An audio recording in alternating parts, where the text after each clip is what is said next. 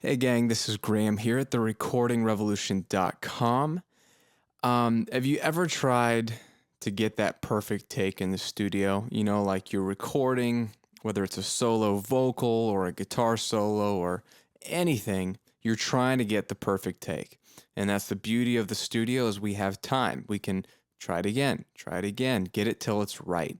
You can even punch in and punch out, so you just record that one note again or that one measure. Everything else but that one part was okay. So we can piece something together, right? The goal always being the perfect take. And that's subjective how perfect your take needs to be, but you know what you want it to sound like. Now, here's the thing. Instead of trying to get the perfect take every single time and spend forever doing it, give yourself time to get multiple great takes, and then let's create the perfect take. And that's the concept of comping, okay? Now, this isn't anything new, and I'm not really going to go over the specifics in comping because each DAW is different. You may not have Pro Tools, you may have a different piece of software, but what I'm talking about is your workflow. In the studio, you want to do multiple takes, but you want to do them on the same track, just with different layers. In Pro Tools, they're called playlists. Other DAWs, they're called virtual takes or virtual tracks, but the concept is the same. So let me show you what I'm talking about. I've got sort of an outro song here that has a saxophone solo, okay? Now, the sax player came in and learned the song real quick, figured out the key, and was like, all right, I'm going to lay down some solos. The thing is, though, is he wasn't quite sure what he wanted to do. And it's a long outro. It's like 2 minutes. And so we wanted to give him plenty of opportunities to record different variations. And we were going to decide later. Now, the concept here is let him record through. Like, here's one take, right? You can see his waveform right here. You can even take a listen.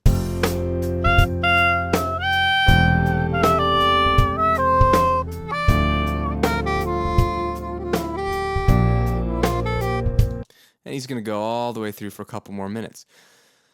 Once he'd gotten a whole take done, instead of me saying, what did you think about the first part? Or what did you think about 2 minutes in, you did this weird run, let's try that again.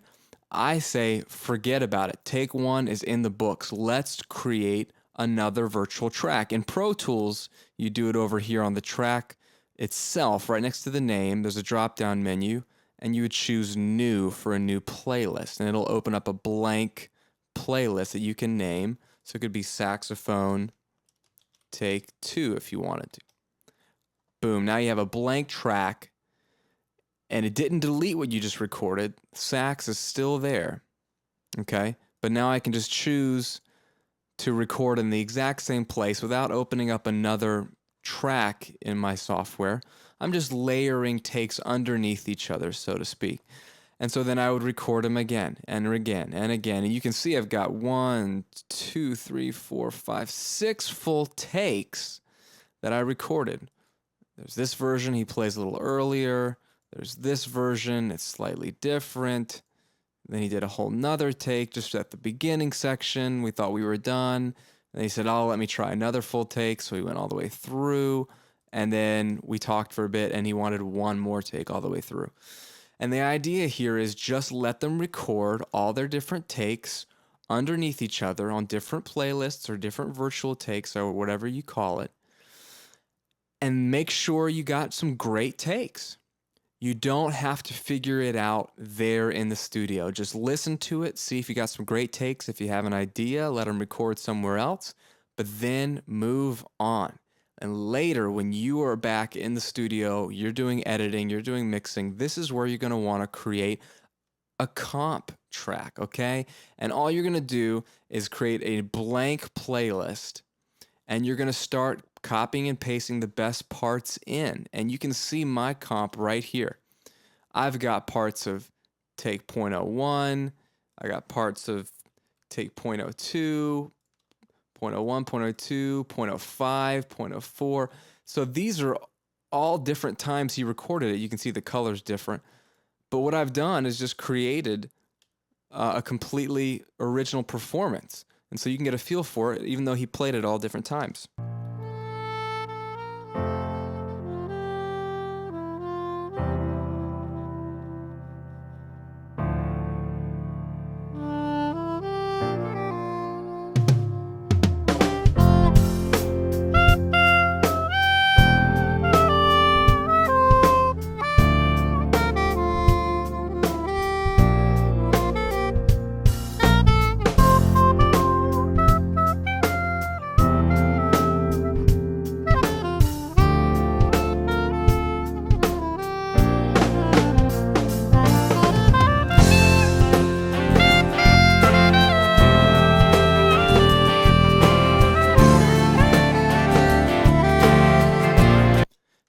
the idea.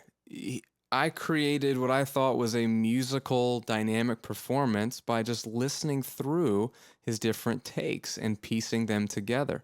And the goal here is the perfect take really only exists by taking great takes and comping them together. And it's not cheating. It's really subjective. If you don't want to do it, that's completely up to you. But this is a very traditional, simple technique to let you focus more on the performance and creativity and spontaneity in the studio and later dissect things and make sure you got whatever you want, you know? It's the best of both worlds, and I do it for solos, I do it for vocals constantly, and I even do it for drums. You'll even see on drum takes, I basically do one performance and I let him play all the way through to the end. And then I open up another playlist and I let him play all the way through to the end another time. And you can pick different fills from different takes and you can create a composite take that has sort of the best feels of both. All right. So that's how you get the perfect take. Simple but true. Use your comping techniques in your DAW. Hope that's helpful, guys. Again, this is Graham here at therecordingrevolution.com. Shoot me an email, send me a comment or a post if you have any questions or if you have any other videos you'd like to see in the future. Take care, guys.